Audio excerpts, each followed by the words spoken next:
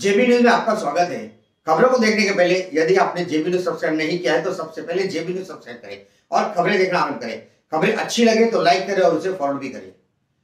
मुंबई से पालघर जिले के पुलिस अधीक्षक बालासाहेब पाटिल के नेतृत्व में गणराया 2024 और आदर्श ईद मिलाद जुलूस 2024 का पुरस्कार वितरण किया गया। इस दौरान कुछ मापदंड तैयार किए गए थे। उस मापदंडों के तहत एक कमेटी तैयार की गई थी और उन्होंने इसे पूरा मापदंड के हिसाब से पूरा जांचा और उसके बाद हर विभाग में डीवायएसपी विभाग में एक पुरस्कार एक कमेटी को दिया गया। देखते हैं पूरी रिपोर्ट।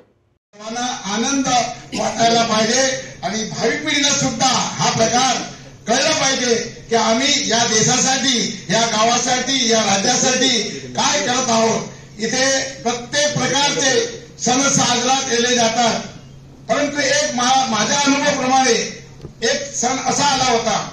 आता आपल्या एसपी साहेबांनी पण सांगितलं, पण मला एक दुसरा विषय आहे की एक वेळा गणपती विसर्जनाचा एक मोठा सोहळा निघाला होता। दुसऱ्या बाजूला 3 ते 4 हजार लोक मुस्लिम बांधव ताजिया घेऊन निघाले होते।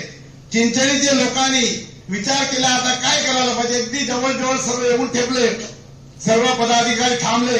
काय टेन्शन घ्यायचं नाही, आपला गाव आहे, सर्व जाती धर्माचा आपला हा सण आहे, त्याच्यामुळे आम्ही पुढाकार घेतलं आणि सांगितलं आमचा ताजिया इथे थांबणार आणि पहिले श्री विसर्जन होणार। या प्रकारे सर्व एकोपा निर्माण करून सर्व लोक गणपती विसर्जनासाठी समुद्र किनाऱ्यावर गेले आणि आमचा पण तोच रूट होता।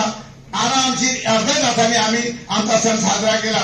आणि या चिंचणी विभागात एक दुसरा अनुभव असा आहे की रामनवमीची पालखी रात्री 10 वाजता निघते। त्याच्यात अतिशय उत्साही लोक असतात, पण आमच्या परंपरागत कमीत कमी 10-15 वर्षापासून ती रामनवमीची पालखी आली की मुस्लिम बांधव, आमचे समाजाचे बांधव सर्व तिथे थांबतात आणि त्यांचं स्वागत करतात, त्यांच्या पुढाऱ्यांना पुष्पगुच्छ देतात आणि मग ती पालखी पुढे जाते। हा एक प्रकार घडला। एक शिवजयंतीचा साजरा असा मोठा सण साजरा होत होता की साहेब हे मागचे थोडासा इतिहास आहे की ते एवढा मोठा जोरात होता की आम्ही आमच्या लोकांना सांगायचं की बंधूंनो 365 दिवस आहे, सुखाने जगायचं असेल ते हा एक दिवस तुम्ही पण सामील व्हा आणि उत्साहाने साजरा करा। या प्रकारे ते सण साजरा करायला लागले। हळूहळू करून सर्व समाज बांधवांना लक्षात आलं की हा सण साजरा करताना कोणालाही त्रास नाही झाला पाहिजे, कोणाचं नुकसान नाही झालं पाहिजे। प्रेमाने, सुखाने, समाधानाने, शांतता, सुव्यवस्थाला घेऊन जाणे हे सर्व समाजाला समजायला लागलं आणि अशा प्रकारचे सण साजरे व्हायला लागले। अजून एक सण असा आला आहे की आता जवळपास येणारच आहेत आणि आपल्या साहेबप्रती हजेरी करतात। एक सण असा आला की आमचा उर्स होतो, मुस्लिम बांधवाचा उर्स। तो जबरदस्त मोठा कार्यक्रम असतो। जिथपर्यंत मच्छीमार समाज मुस्लिम बांधवाकडे येत नाही तिथपर्यंत तो सण आम्ही साजरा करत नाही आणि तो जो संदल असतो, जुलूस असतो, मिरवणूक असते, आम्ही स्टार्ट करत नाही। अशी परंपरागत ही भावना घेऊन सर्व जाती धर्माचा सलोखा ठेवून आम्ही पुढे जातो।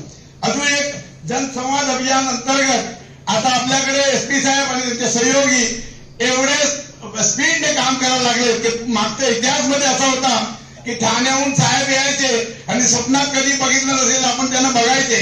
आता तर घटना घडली 10 मिनिटात आपले वरिष्ठ अधिकारी ते जागेवर जातात। पण मला सांगा की कसं वादविवाद होणार, कसं संकट येणार, कुठली आपत संकट येणार नाही। या पद्धतीने कामाचा जनसंवाद अभियान अंतर्गत आता एक लहानसा क्रिकेट सामना होता, मुस्लिम बांधवाचा होता। साहेबांना कोणीतरी सांगितलं, एट ए टाइम साहेब उपस्थित झाले, रात्री 10 वाजता आले आणि एवढा झुमाने कार्यक्रम सुखा समाधाने झालं आणि आम्हाला अभिमान वाटला की एक छोट्याशा कार्यक्रम मध्ये जर आपल्या जिल्ह्यातले एसपी साहेब हजर होतात, किती खुशीची गोष्ट आहे। असा प्रकार आणि दुसरा प्रकार आहे की एका हाताने ताली वाजत नाही।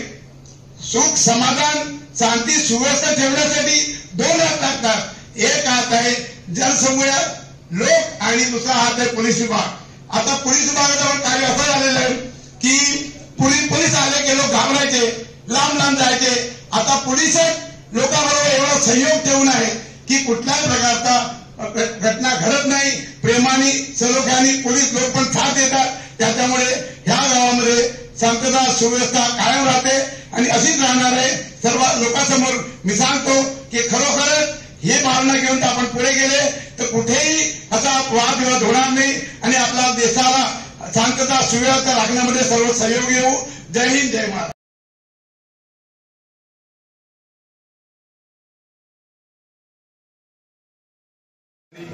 सार्वजनिक बांधकाम